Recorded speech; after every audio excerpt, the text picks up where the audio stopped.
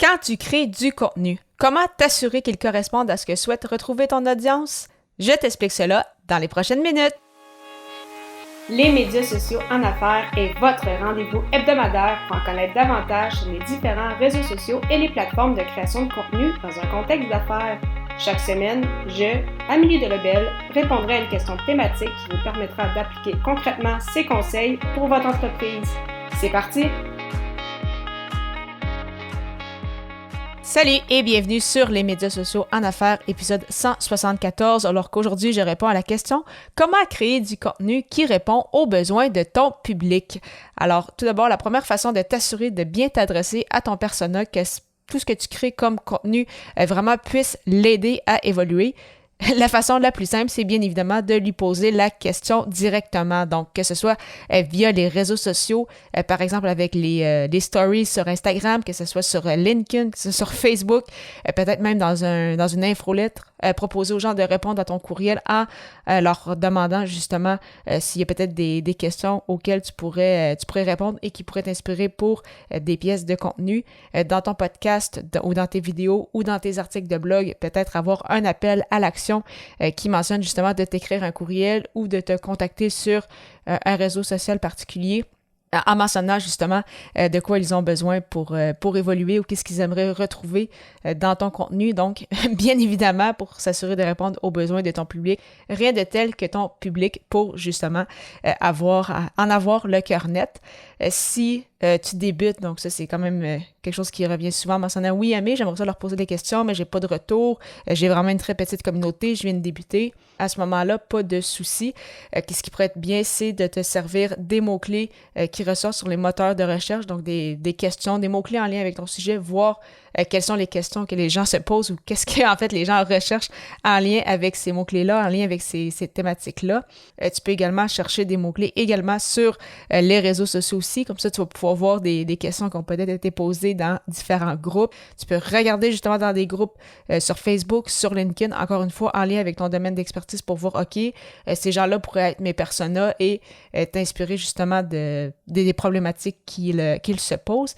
Et comme on l'a vu à l'épisode 165, donc si tu ne l'as pas écouté, je t'invite à y jeter un petit coup d'oreille après cette écoute-ci, donc au ameliedelebel.com/E majuscule 165, où justement, j'ai fait un essai pour cet épisode-là, où j'écrivais des mots-clés et ChatGPT me proposait des titres en lien avec ce sujet-là. Donc, ça peut peut-être t'inspirer aussi certains angles ou certaines pièces de contenu auxquelles tu n'avais peut-être pas pensé. Donc, des fois, c'est ça, s'assurer de... Des fois, c'est juste une question de créativité. Donc, quand c'est d'autres personnes qui le mentionnent ou quand on voit d'autres termes ressortir que les nôtres, des fois, ça peut nous inspirer. Également, si jamais tu crées du contenu depuis un certain temps, ou du moins que tu as quand même déjà une douzaine ou une vingtaine d'épisodes de podcasts, de vidéos ou d'articles de blog, tu peux voir aussi quelle pièce de contenu a généré le plus d'engagement, de téléchargement, d'écoute, de vues, peu importe.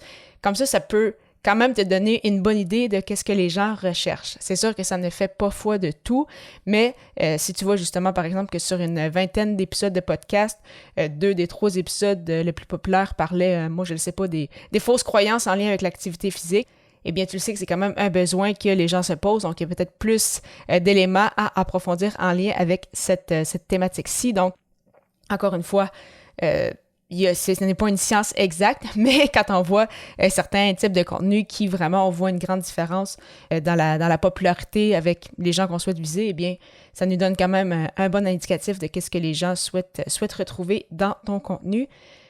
Et en fait, le plus important à garder en tête est que ton persona évolue. Toi, tu évolues personnellement comme solopreneur, comme entrepreneur, comme personne, et c'est le cas également de ton persona.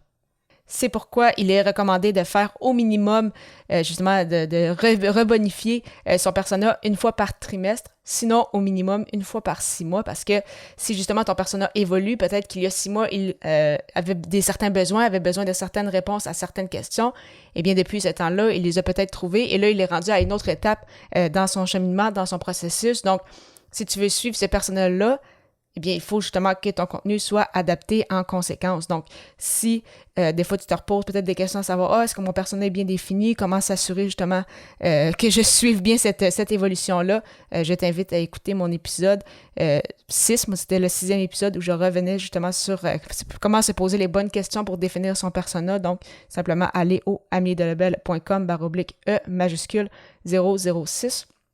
Donc, vraiment, c'est ça. Donc, pour s'assurer de toujours répondre aux besoins de son public, il faut toujours avoir en tête qui est justement ce public cible-là. Et sachant que celui-ci évolue, eh bien, naturellement, il y a des bonnes chances que ton contenu évolue également avec lui.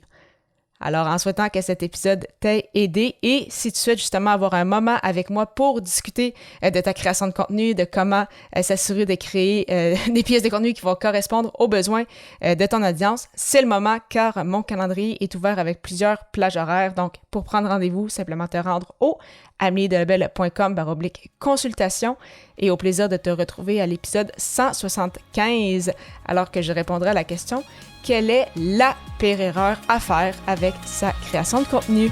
À très bientôt!